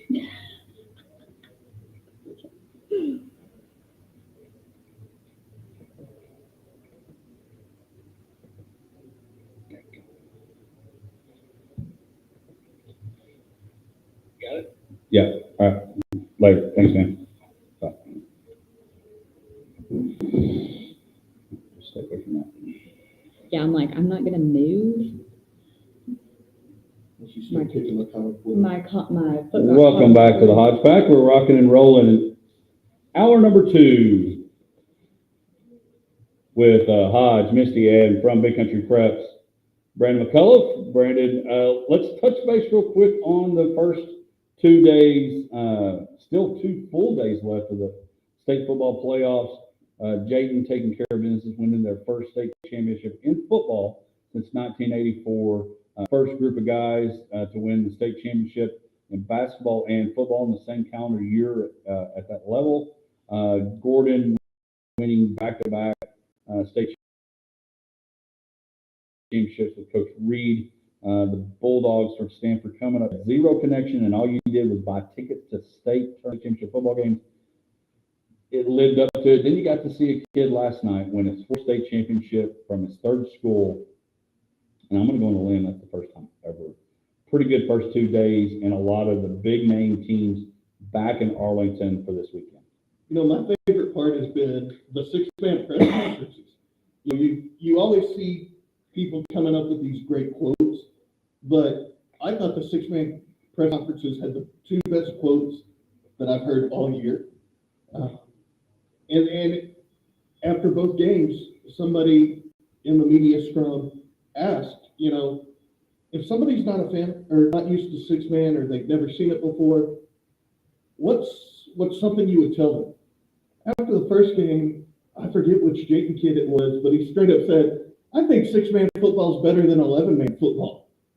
And then I want to say it was Striker Reed after the Gordon game that said, man, don't go to the concession stands unless it's before or after the game or halftime, and don't go to the bathroom. Well, I mean, because he's right, and especially in a game like, and unfortunate, and it's one of those when we talk about it, Oakwood and Whiteface both, a lot to get there, a lot to get to the state tournament or to the state championship. And I don't know if a perfect game would have been enough for them to win, unfortunately. I mean, Jayton and Gordon are just so loaded. All four teams obviously well coached. All those things. Oakwood had a story. They started 2-5, get on a run to make it to the state championship.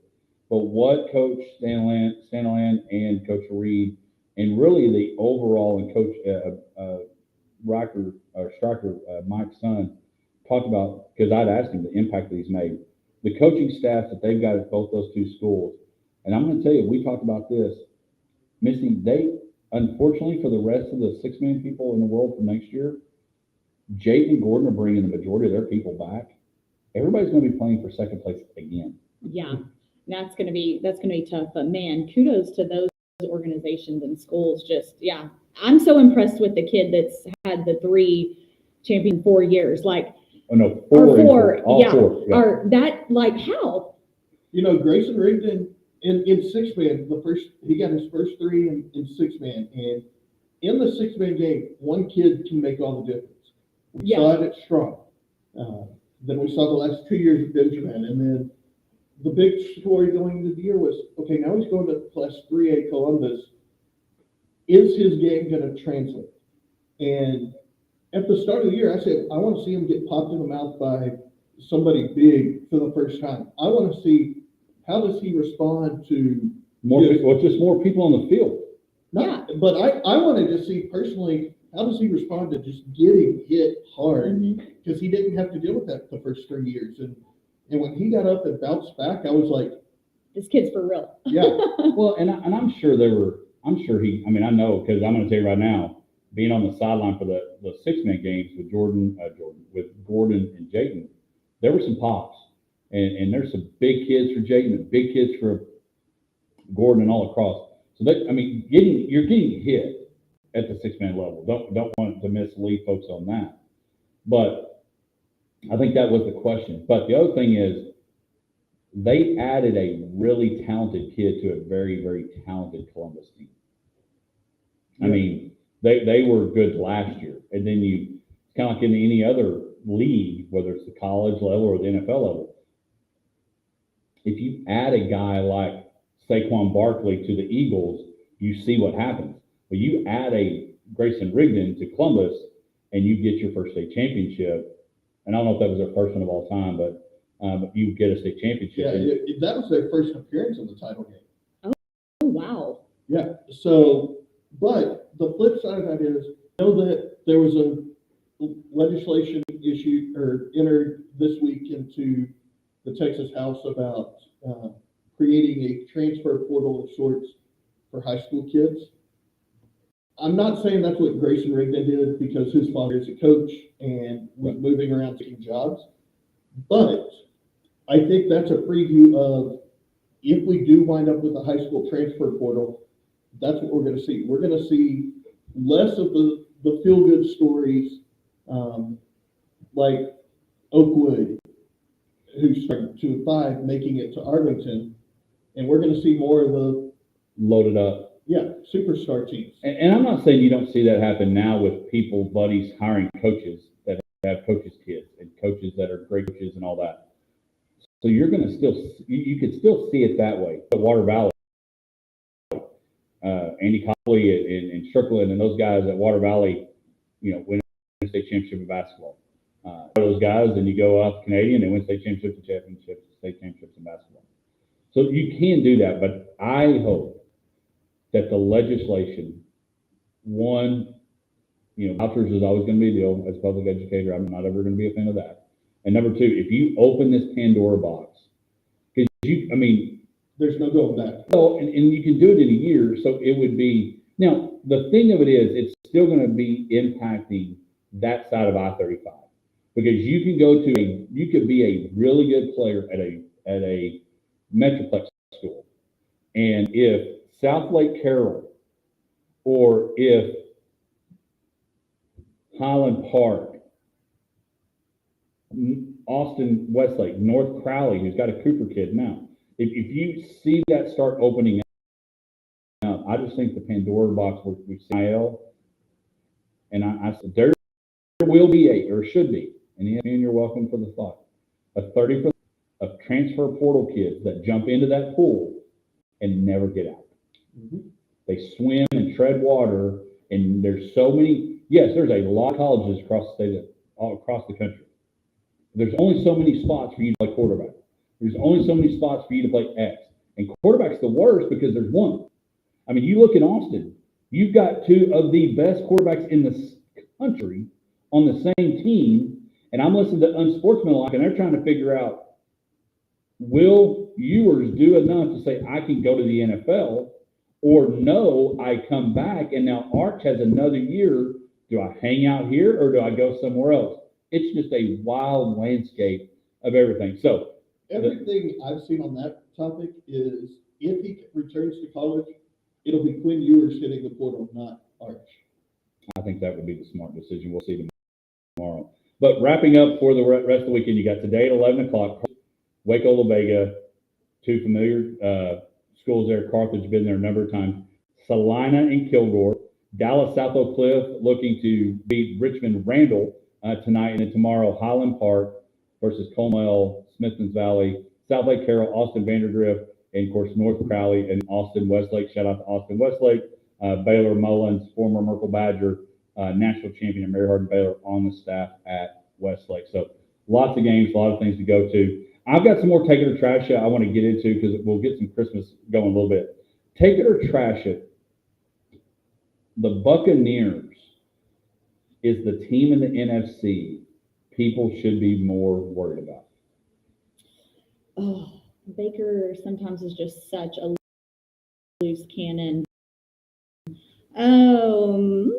I'll take it. I really do like Baker, and I like what the Bucs are doing. I'll take that, but Because the NFC is so deep.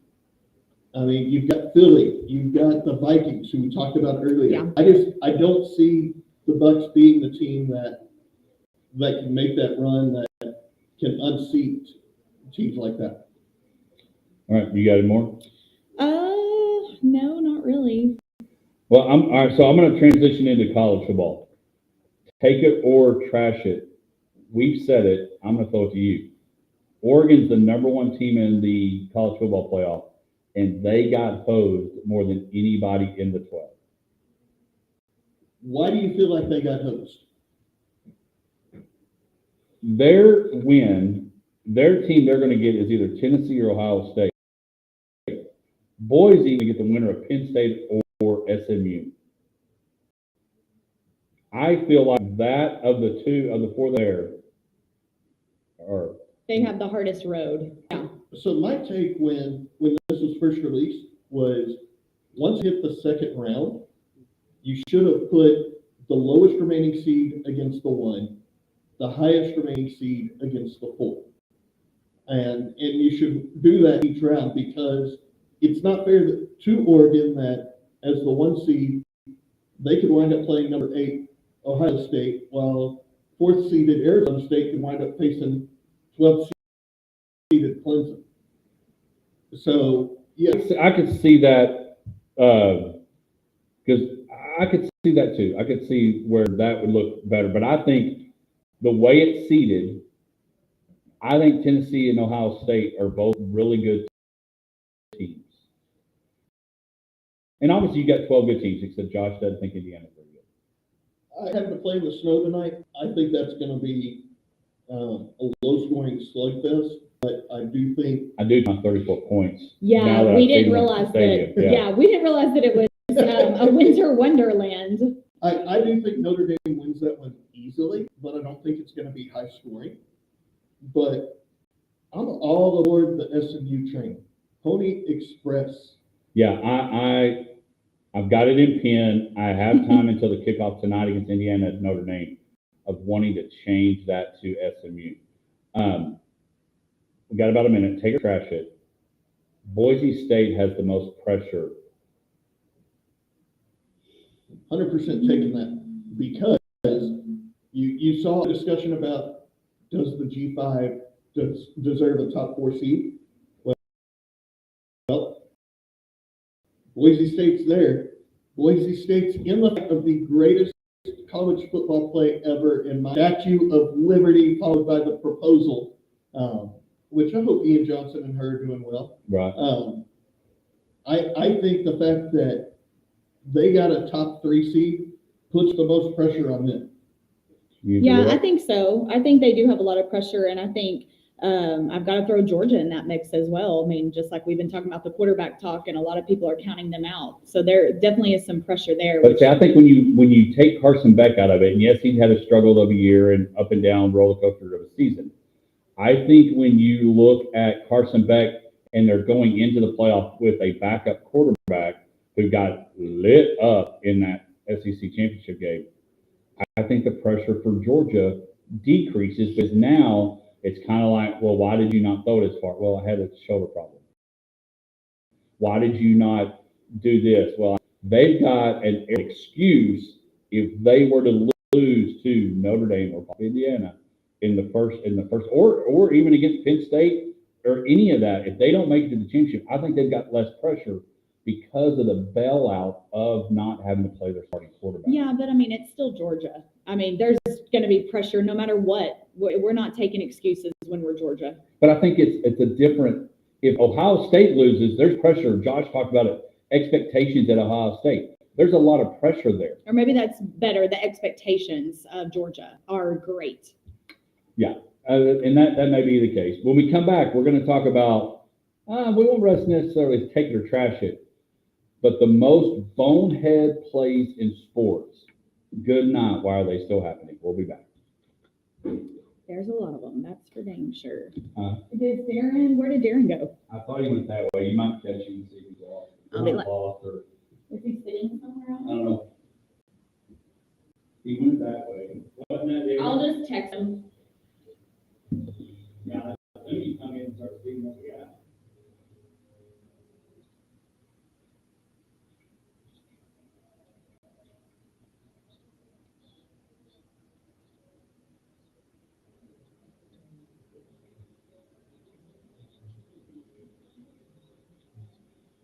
Okay. I just texted him because I don't know where he is. That was him that walked that way, right? Uh-huh. Yeah, that was him. Maybe he's doing a lap with the mall walkers. That is a possibility. Oh my gosh, I don't know how you're wearing shorts. Like, I am freezing.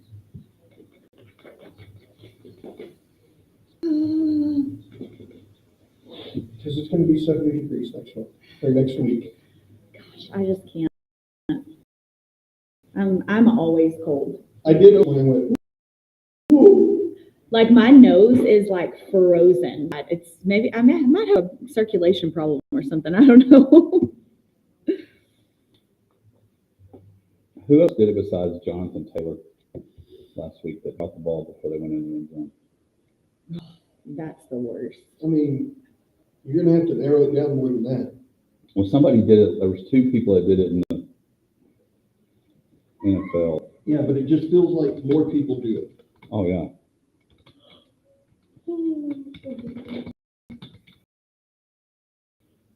Oh gosh.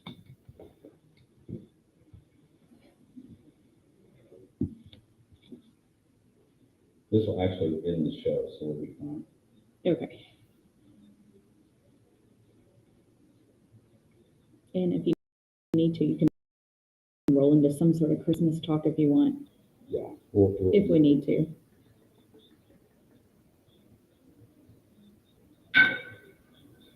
Hey, Darren. Hello. How are you? Good. How are you? Good. What I want you to first, if you can, come. I mean, obviously you'll be on camera, right? Okay. But will you come look just real quick, get a view of this is what people are seeing now.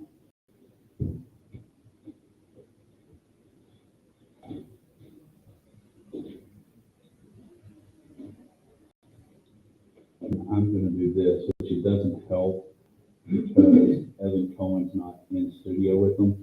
He's on the road, but I'm going to, if I can get my cooler to come back up, I'll show you.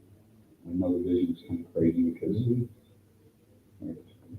come on, Henry. We are Facebook Live, yes. We are Facebook Live, but we're on commercial.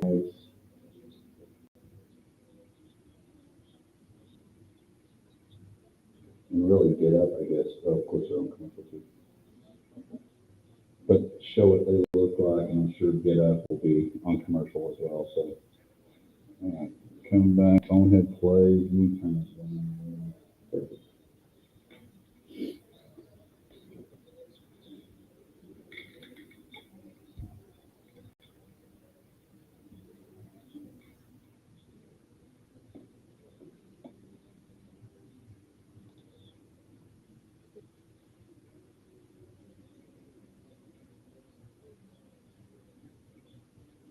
The game with a lot of playoff teams.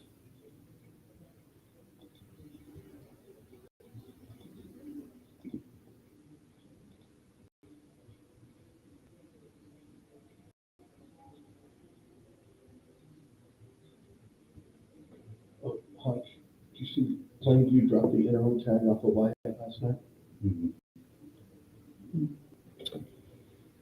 Welcome back to the Hodge Pack, sports life and everything in between. We're glad that you're with us as we get ready to send you in. I got a text from Tracy. I can't wait to read it. Talk about getting out of school and teachers and kids last day. So we'll be sending you into the weekend. The best way I think to start the weekend is the Hodge Pack. If there's something you missed, maybe Josh and I singing, go download, subscribe, rate, review the podcast anywhere you get your podcast. And of course, want to take this moment before we get in.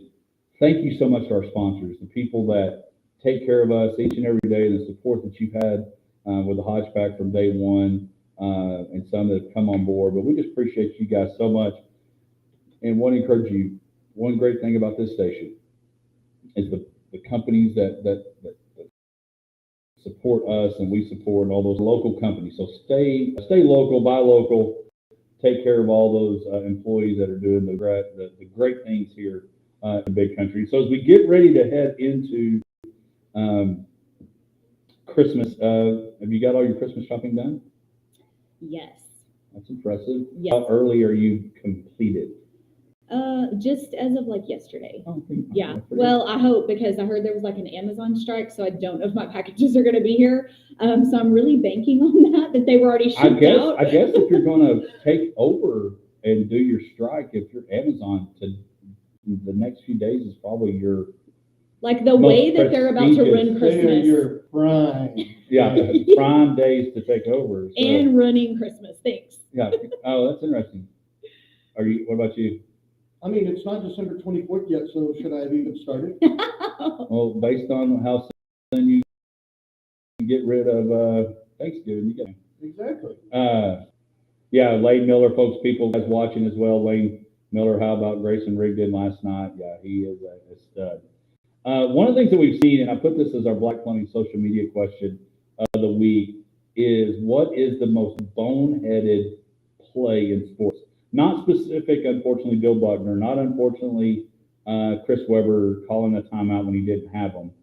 What is the most bonehead? We'll let ladies go first. What is the most bonehead play in sports?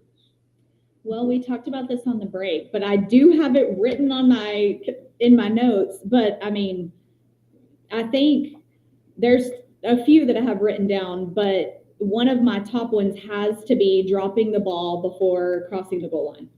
And obviously, sorry guys, have to steal that one. But to me, that is like, how? I don't even know. You're just most of the time walking that in and you just drop the cross. So that one, and then another one that just, gosh, it gets on my nerves so bad is like, yes, there's a late hit, but there's like the really late hit that's just out of frustration. And you're like, awesome, you just cost your team the game because you can't control your emotions as a grown man. And I think either way, I think sometimes you see that hit where it costs and gives the team driving a chance to go ahead and win. Or even if you are down, because sometimes you see that, because I agree, Missy, you see that happen with a blowout and the frustration happens, and now you're taking a cheap out because one, you just caught, in the first one, you cost the team the game possibly, but the other, you put such a bad mark and view on your team, your coach, your school, yourself when you do stuff like that. I like those two. You know, for me, I want to look and give a shout out to Coach Alfonso Friend at Abilene High girls basketball, new head coach this year. He's changed the way that they're playing. He's changed it to where they're going inside out on offense, and it's a throwback to the past. And And so for me, the boneheaded play is always looking to shoot for a 3 first. And what Coach Franklin's done, he's changed that mentality of we're going to get the ball into the post, we're going to go for the easy bucket. If the easy bucket's not there, then we'll kick it out. So I like the fact that he's working for the easy stuff instead of the high risk, high reward is the priority. He's like working, what is that phrase? Work smarter, not harder. Yeah. So you got jagging up threes all the time, or first bonehead play. The ball dropping is what instigated this question, because it absolutely blows my mind. One, because even we want to go back to the name, right? Obiabe or whatever, that messed punt, block punt to it. Right. Yeah, you say, man, that's a bonehead play. But I think that bonehead play was, yes, the reaction was the ball's coming right at me, get my matrix skills and get out of the way is what he should have done. 100%. But dropping the ball when you have, because it's normally when the touchdown is obvious. Nobody's around, it's you've outran the guys chasing you, and you're going in the end zone and you drop it. Some obvious, some very where you have to review it. The fact that you've got 10 yards of end zone, because every field goal, when you go, man, they're kicking it from the 30, that's a 30-yard field goal. No, that's a 40-yard field goal because there's 10 yards in the end zone. The fact that you can't get in the end zone to the letters, to the logo, to the something before you drop your ball. Well, they didn't. No, I would rather you celebrate with something dumb, with a Sharpie in your pocket, with something in the end zone. So that is one that what triggered this question, because it doesn't make sense. A couple of the others that I have is lining up offsides. Oh, yes. Not the false start, because I could see I'm excited. Even the receivers, when I'm supposed to look at the ball until it snapped, I shouldn't jump. Is it a bonehead? Yes. Is it the most bonehead? No.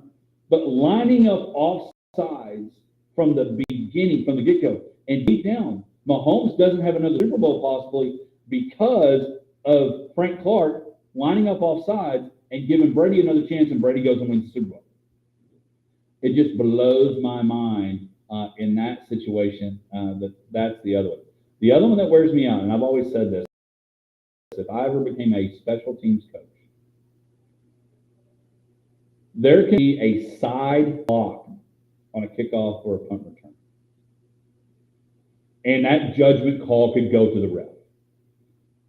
But the ones that are so obvious that I can read Bulldogs on the back last night, it didn't happen, I'll just say it. But if I can read the name of the back of the jersey and I know,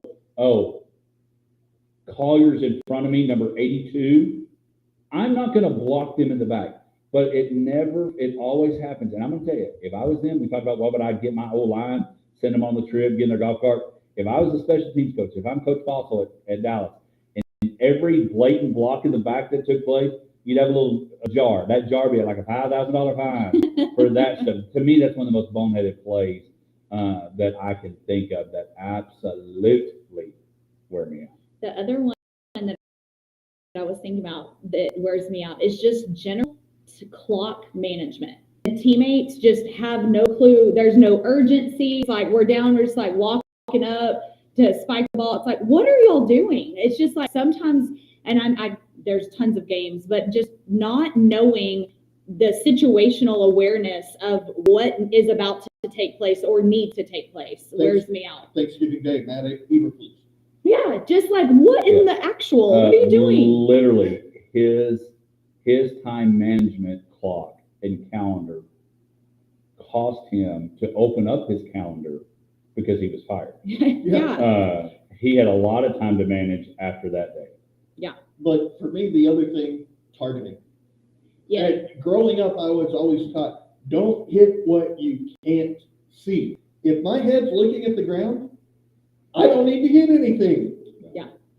Yeah, and I think targeting is one, but again, I'm going to go back to the obvious ones. Just like there are some when kids go to hit. Now, if they lose their helmet, that's one thing. But when you give that questionable one, but there are some obvious ones that are just absolutely at play. Like the one we saw Wednesday. Yes, and the one that was and unfortunately, that kid, if it was 2000 or 1995, he is being celebrated and made a great hit. But unfortunately, in 2024, he didn't get to finish his senior, and of course they weren't going to win, but didn't get to finish that game because of being injected. So those are some of the bonehead things. As we get ready, look into this week. I don't think we've asked you this question, and then we'll ask a couple of Christmas things, and we'll send you into the weekend. Of the playoff games that start tonight, these first round, which one are you most looking forward to? SMU, Penn State. The fact that Penn State's going with the whiteout, the fact that there could be snow, and that SMU has finally recovered from the death penalty. Does SMU, and again, I know we just have a little time, does SMU have some of the similar pressure that Boise does? No, I don't think so, because they're Power 4 now. They're on the big stage. They've shown they belong. Yeah, this is some hype. I think people would argue maybe the hype is a little bit too high, and I think we're going to see that. So we'll see what happens. I mean, I've got Penn. Y'all know that. They spend a ton of money, and they're in the ACC. I think the pressure that they have is not so much do they deserve to be in. I think they don't. Their pressure level is not even you have to go win it.